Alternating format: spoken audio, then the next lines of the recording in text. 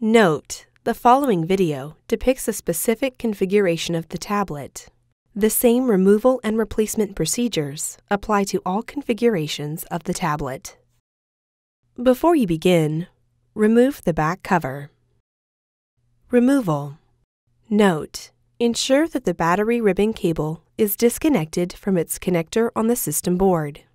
Carefully disconnect the vibrator motor cable from its connector on the system board. Remove the vibrator motor cable from the routing tab on the right speaker. Important: make careful note of the placement of the vibrator motor for later replacement. Carefully remove the vibrator motor from the cradle on the display panel assembly and remove. Replacement. Place the vibrator motor into the cradle on the display panel assembly. Connect the vibrator motor cable into its connector on the system board.